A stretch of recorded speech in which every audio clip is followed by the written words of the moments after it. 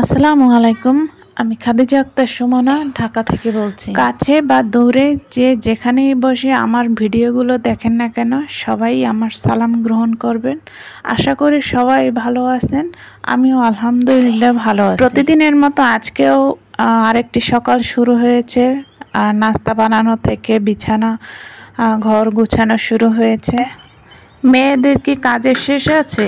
সকালে ঘুম থেকে ওঠার পর থেকে একটার পর একটা কাজ শুরু হয়ে যায়। এই যে আমি সকালে উঠে নাস্তা বানিয়েছি, তারপর ঘর গুছিয়েছি, আমার মেয়েকে খাওয়া দাওয়া করিয়েছি, তারপর নিজে খেয়েছি। তারপরে একটু রেস্ট নিতে না নিতেই দুপুরের খাবারের জন্য, দুপুরে রান্নার জন্য সবকিছু রেডি করতে হবে। এখন দুপুরে রান্না করতেছি। মানুষের জীবনে উত্থান পতন তো চলবেই।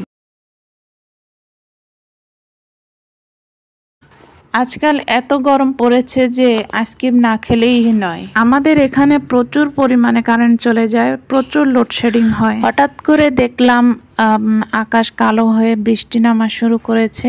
এই বৃষ্টির কারণে যদি একটু ঠান্ডা পড়ে, আপনি যদি কারোর সাথে ভালো ব্যবহার করেন বা ভালো সম্পর্ক রাখেন, তাহলে অবশ্যই তার ফলাফল পাবেন, ভালো কিছুই পাবেন।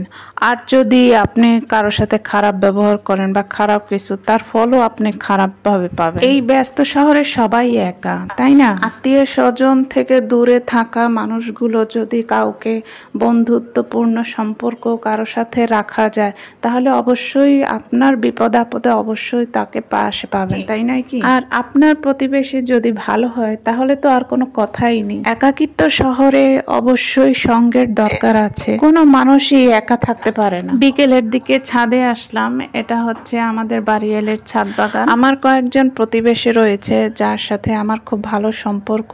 তাদের সাথে আমার প্রতিদিন বা একদিন অন্তর আড্ডা না দিলে হয় না। তো তাই ছাদে আসলাম তাদের সাথে আড্ডা দিতে। সন্ধ্যায় চা নাস্তা বানিয়ে আমার মেয়েকে পড়তে বসালাম। ওর বয়স 4 বছরের একটু বেশি। সবাই ওর জন্য দোয়া করবেন। আজ এ পর্যন্ত, সবাই ভালো থাকবেন। আল্লাহ হাফেজ।